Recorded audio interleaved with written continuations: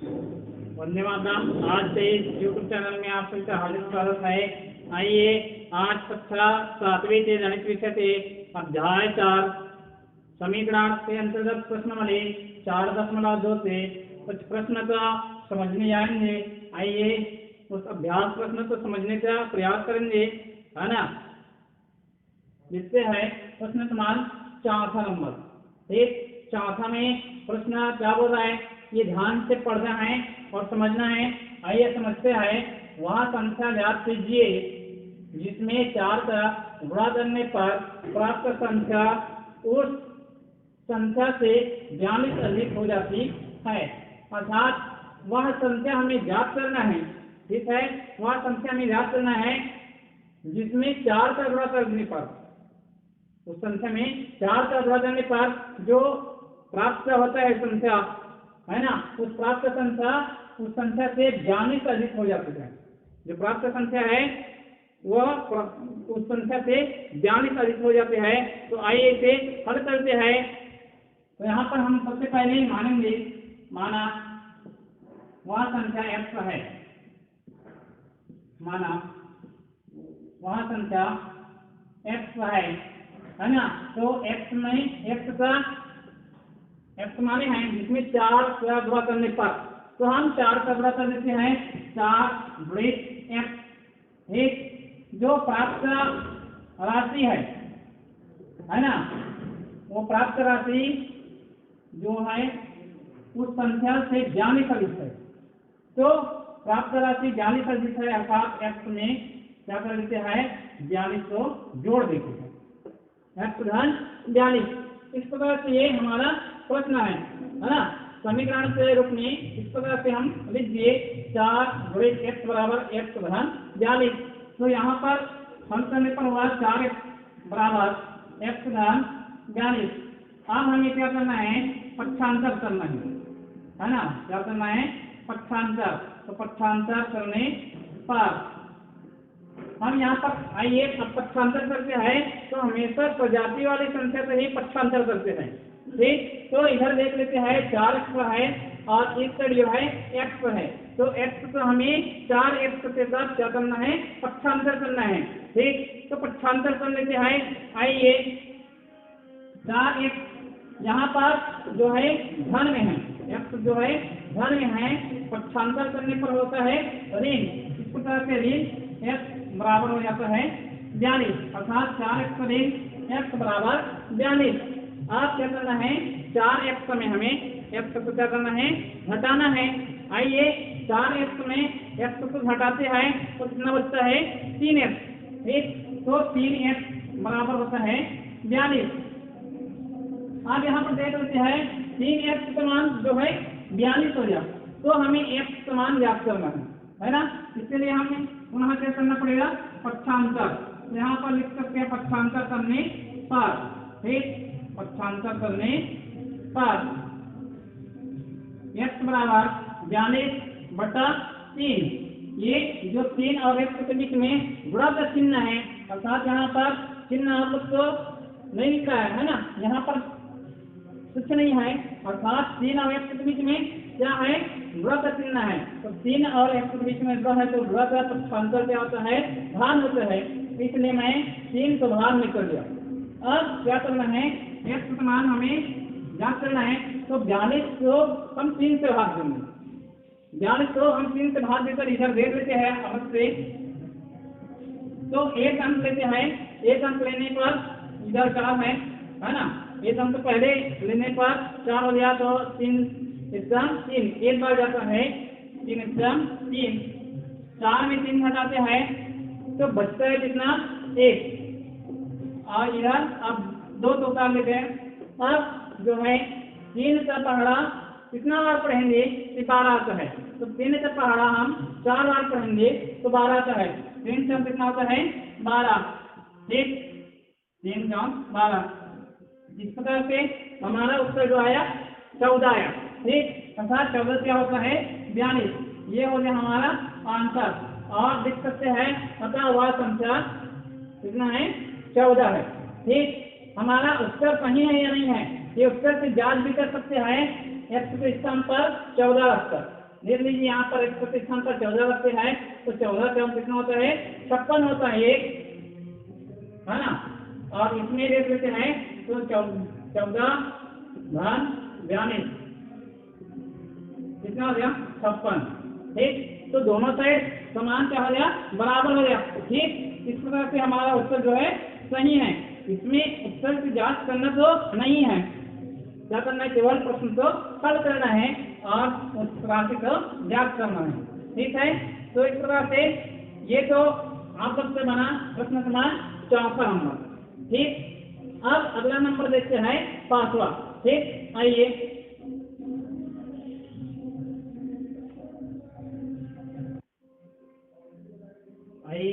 आप 5वां नंबर प्रश्न पर चलते हैं। 5वां नंबर प्रश्न पर है किसी आयत की लंबाई, है ना, किसी आयत की लंबाई चौड़ाई से 3 अधिक है। आयत की जो लंबाई है वह चौड़ाई से 3 अधिक है। यदि आयत का परिमाप 30 सेंटीमीटर हो तो, है ना, आयत का परिमाप जो है वह 30 सेंटीमीटर हो तो आयत की लंबाई एवं चौड़ाई ज्ञात कीजिए। यहाँ पर दिया है जो आयत की लंबाई है वह चौड़ाई से 3 अधिक है, चौड़ाई से 3 अधिक है, और आयत का परिमाप जो दिया है 30 सेंटीमीटर, तो हमें आयत की लंबाई और चौड़ाई ये ज्ञात करना है। आइए हल करते हैं। तो यहाँ पर लिखेंगे माना आयत की चौड़ाई, आयत की चौड़ाई बराबर 1 सेंटीमीटर है, ठीक। आयत की चौड़ाई जो है 1 सेंटीमीटर है। अब जो लंबाई है वह कितना होगा, उसमें 3 अधिक अर्थात 1 धन 3, ठीक। तो यहाँ पर होगा आयत की लंबाई, यहाँ पर लिख सकते तो आयत की लंबाई बराबर 1 धन 3, ठीक। यहाँ पर जो चौड़ाई है वहाँ 1 सेंटीमीटर है और लंबाई जो है 1 धन 3 है। अब हमें क्या करना है, आयत का परिमाप 30 सेंटीमीटर दिया है, उसके साथ में हमें तुलना करना है। तो आइए लिखते हैं आयत का परिमाप बराबर, ठीक, आयत का परिमाप बराबर दिया है 30 सेंटीमीटर। अब आयत का परिमाप सूत्र क्या होता है, इसे लिखते हैं तो सूत्र होता है 2 लंबाई धन चौड़ाई, 2 लंबाई धन चौड़ाई बराबर 30 सेंटीमीटर, ठीक। तो 2 लंबाई का मान कितना है 1 धन 3, ठीक।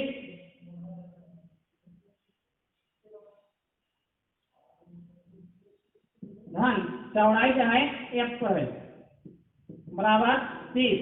तो हमें सूत्र के अंदर जो भी जोड़ते हैं उसे जोड़ देते हैं और घटते हैं उसे घटा देते हैं। तो यहाँ पर जोड़ना है तो सभी में धन का चिन्ह है, x और x को जोड़ जाएगा, कितना होगा 2x धन 3, 2x धन 3 बराबर 30। अब क्या करना है, कोष्टक को हटाना है, ठीक। तो कोष्टक को हटाने के लिए 2 से गुणा करना पड़ेगा। 2 से पहले 2x का गुणा करेंगे, उसके बाद में 2 से 3 का गुणा करेंगे, ठीक। तो आइए करते हैं 2x, ठीक है, पहले के साथ हो गया। उसी प्रकार से दूसरे के साथ में करेंगे 2 × 3, ठीक, बराबर 30। अब करते हैं कितना होता है 2 दूनी 4, 4x धन 3 दूनी 6 बराबर हो गया 30। अब यहाँ एक समीकरण के रूप में आ गया। अब समीकरण के रूप में आया तो इसे हल करना है। तो बताया था कि सबसे पहले हमें पक्षांतर करना पड़ेगा, है ना, सजाती तो सजाती से तरफ। तो आइए लिखते हैं यहाँ पर पक्षांतर करने पर,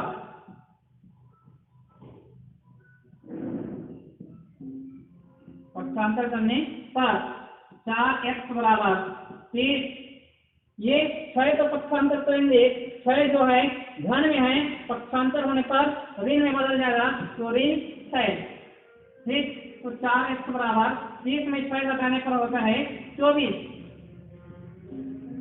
अब 4x बराबर 24, तो x बराबर 24 बटा 4, तो x बराबर कितना हुआ 6 सेंटीमीटर, ये 6 आया। अर्थात ये आयत का क्या है चौड़ाई है ना, इसमें लिखेंगे आयत का चौड़ाई, आयत का चौड़ाई 6 सेंटीमीटर। ठीक, अब इससे आयत की लंबाई क्या होगा, इसमें 3 अधिक है ना, इसमें x धन 3 है, अर्थात 6 धन 3 बराबर कितना हुआ 9 सेंटीमीटर। ठीक, ये आयत की चौड़ाई 6 सेंटीमीटर और आयत से लंबाई जो है वह 9 सेंटीमीटर हुआ। ठीक है, यहाँ पर लिख सकते हैं अतः आयत का लंबाई 9 सेंटीमीटर तथा आयत की चौड़ाई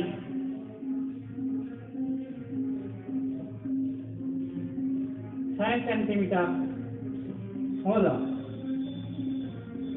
ठीक, इस प्रकार से हम लिख सकते हैं, ये जो है हमारा उत्तर है। ठीक, इस प्रकार से हमें क्या करना है, हल करना है प्रश्न क्रमांक 5 को। ठीक है जी, यह वीडियो है प्रश्न क्रमांक 6वां नंबर का है, किसी आयत की लंबाई और चौड़ाई के अनुपात 2:3 है। यहाँ पर दिया है आयत की लंबाई जो अनुपात में बताया है 2:3, यदि आयत का परिमाप 90 सेंटीमीटर हो तो आयत की लंबाई एवं चौड़ाई ज्ञात कीजिए। यहाँ पर आयत की लंबाई और चौड़ाई हमें ज्ञात करना है, तो आइए कैसे हल करना है ये ध्यान देते हैं।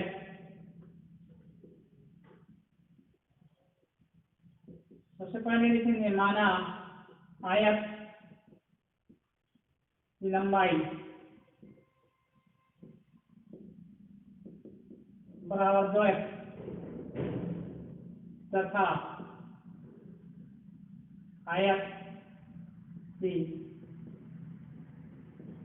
चौड़ाई बराबर 3 है। ये इस प्रकार से मैं क्यों लिखा है ना, यहाँ पर आयत की लंबाई 2x और आयत की चौड़ाई 3x, ये क्यों लिखा, ये आप लोग यहाँ पर गंभीरता से ध्यान देने वाली बात है। आइए देखते हैं कि यहाँ पर अनुपात बताया है 2:3, यदि यहाँ पर 3:4 बता तो 3x और 4x है ना, ये हम लोग माने हैं उससे आयत की लंबाई और चौड़ाई का। यदि यहाँ पर 5:6 आता तो यहाँ पर 5x और ये 6x लिखते, अर्थात आयत से लंबाई 5x बोलते हैं और चौड़ाई 6x बोलते हैं, इस प्रकार से। तो यहाँ पर 2:3 है, उस अनुपात में बताया है, तो उसी अनुसार से मैं यहाँ पर लिया हूँ कि आयत की लंबाई 2x हो गया और आयत की चौड़ाई 3x। सेंटीमीटर में तो सेंटीमीटर में लिख सकते हैं 2 सेंटीमीटर और ये 3x सेंटीमीटर। ठीक, अब हमें देखना है आयत का परिमाप, ये बताया है तो इसे लिखना है आयत का परिमाप बराबर दिया है 90 सेंटीमीटर। अब हम जानते हैं कि आयत का परिमाप कर सकता तो क्या होता है 2 कोष्ठक के अंदर लंबाई धन चौड़ाई। ठीक, इसे लिखे 2 वृत्त लंबाई धन चौड़ाई, ठीक, बराबर 90। तो यहाँ पर 2 लंबाई क्या माने हैं 2x, तो हम लोग लिखेंगे 2x धन चौड़ाई माने 3x बराबर 90। तो ये आपस में देखते हैं ये सजाती है, दोनों में x है ना, 2x और 3x दोनों में x वाले है, इसलिए यहाँ सजाती है और सजाती होने के कारण इसे आपस में जोड़ना है। तो जोड़ देते हैं 2 और 3, कितना हो जाता है 5x। अब ये टूटकर हटाते हैं, तो टूटकर हटाने के लिए क्या होते हैं गुणक का चिन्ह लग जाता है। अब 2 वृत्त 5x, तो 5 का गुणा 2 से करना है, 5 दूनी होता है 10, तो 10x बराबर 90, 10x बराबर 90। पुनः यहाँ पर हमें क्या करना पड़ेगा, पक्षांतर करना पड़ेगा। पक्षांतर करने पर इसे करेंगे संख्या को, है ना, तो x बराबर 90/10। हम 90 को 10 से भाग देते हैं तो कितना बार जाता है, 9 बार, अर्थात x का मान आया है 9, है ना, x का मान आया है 9। तो इस x का मान को हमें रखना है आयत की लंबाई 2x पर और आयत की चौड़ाई 3x में। आइए रखते हैं।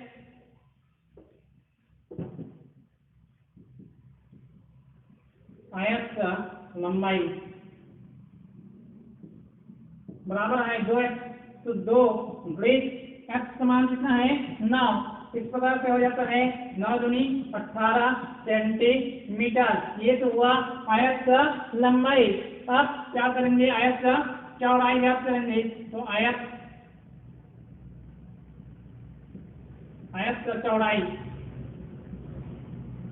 बराबर 3x, तो 3 ब्रेक x का मान क्या है 9, और इस प्रकार से 9 क्या हो जाता है 27 सेंटीमीटर।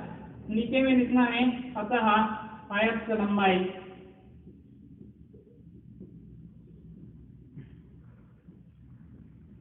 बराबर, आयत की लंबाई बराबर 18 सेंटीमीटर तथा चौड़ाई 27 सेंटीमीटर होगा। इस प्रकार से हम इसे हल करते हैं, है ना। तो आप लोग ध्यान से इसे समझना है और हल करने का प्रयास करना है, ठीक है। इस प्रकार से ये प्रश्न क्रमांक 6वां नंबर का हल बनेगा। ठीक, अगला नंबर देखते हैं। आइए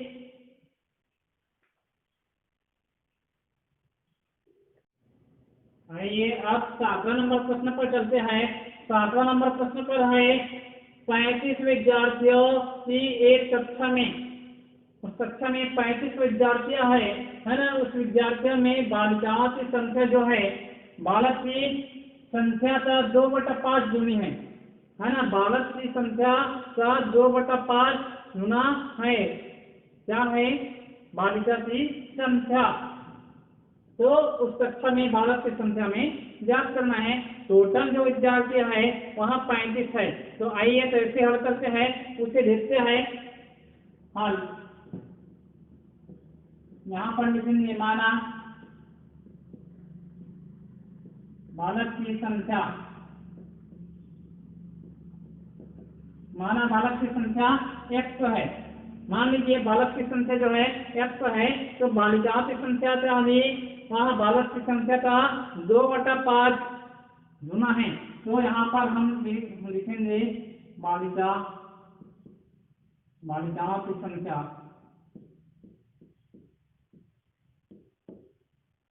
x का 2/5, है ना, बराबर कितना हो जाएगा 2x/5। एक x का मतलब होता है गुणा, आप लोग को बताया था, है ना, का मतलब होता है गुणा। तो x बड़े 2/5 होंगे तो 2x होंगे 2x/5। ये हो गया बालिकाओं की संख्या। अब यहाँ पर देखते हैं कुल विद्यार्थियां,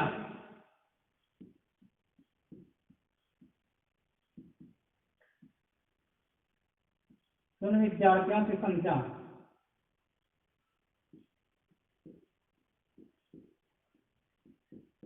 कितना है 35। तो दोनों विद्यार्थी तब हम जब बालक और बालिकाओं की संख्या तो हमें जोड़ेंगे, हम जोड़ेंगे तब वहाँ टोटल निकलेगा। तो यहाँ पर लिखेंगे बालक की संख्या x धन बालिका की संख्या 2x/5 बराबर टोटल है 35। इस प्रकार से हम लिखेंगे। अब देखते हैं, आप लोग से बताया था कि यहाँ पर दो भिन्न आपस में जुड़ते हैं, और कब जुड़ते हैं, जब दोनों का हर समान होता है तब। लेकिन यहाँ पर हर समान नहीं है, इसका मतलब कुछ नहीं है, तो एक लिखते हैं। एक्स का बटा एक्स बटा एक लिख देते हैं, या एक्स ही रहता है। ठीक, तो इसमें एक है, यहाँ पर 5 है, तो दोनों का हर समान नहीं है, हर समान करना है। हर समान करने के लिए हम दो विधि अपनाते हैं। पहला तो लघुत्तम समापवर्ग के निकालते हैं, दूसरा तिर्यक गुणनखंड करते हैं ना। तीसरा हम गुणा कर देते हैं, तिर्यक गुणा करते हैं। तो हम 5 का गुणा करेंगे इधर, तो यह हो जाएगा 5x हो जाएगा, है ना। इस 5 का गुणा x के साथ में करेंगे, 5 हो जाएगा बटा 5x5। ठीक, ध्यान इधर जब तो तक होगा, क्योंकि 2x में x का गुणा करेंगे तो 2x नहीं होगा, और 5 में x का गुणा करने पर 5 ही होगा। ठीक, बराबर हो जाएगा 35। अब दोनों में हर समान हुआ, और हर समान होने के कारण जोड़ेगा, तो 5x और 2x कितना होता है, 5 और 2 7x, तो 7x बराबर 7x बटा 5 बराबर 35। ठीक, अब 7x बराबर कितना हो जाएगा, 35 गुणे 5, यहाँ पर लिखेंगे पक्षांतर करने पर।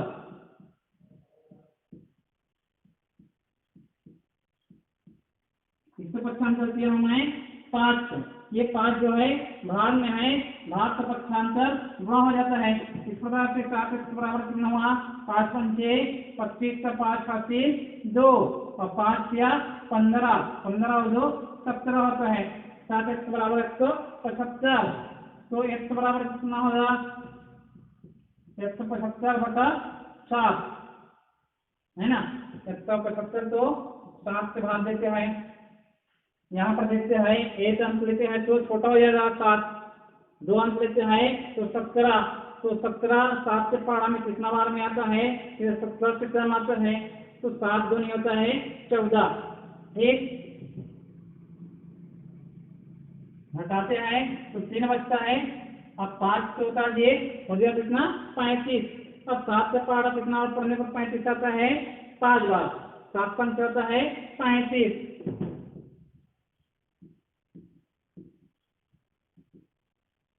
इस प्रकार से हो गया 25।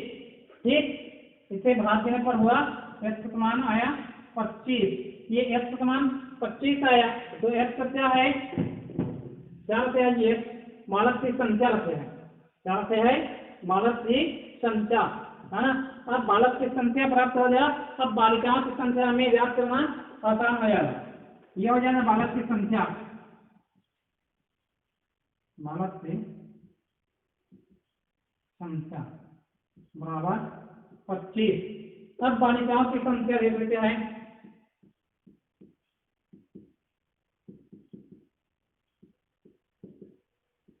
बालिकाओं की संख्या 2x बटा 5, यहाँ पर है ना 2x बटा 5, तो 2 x के स्थान पर 25 बटा 5 गुणा करते हैं, तो 25 गणी होता है 50, और 50 को हम क्या करते हैं 5 से भाग देते हैं, तो होता है 10।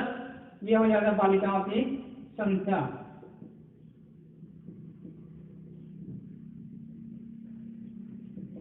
बराबर 10।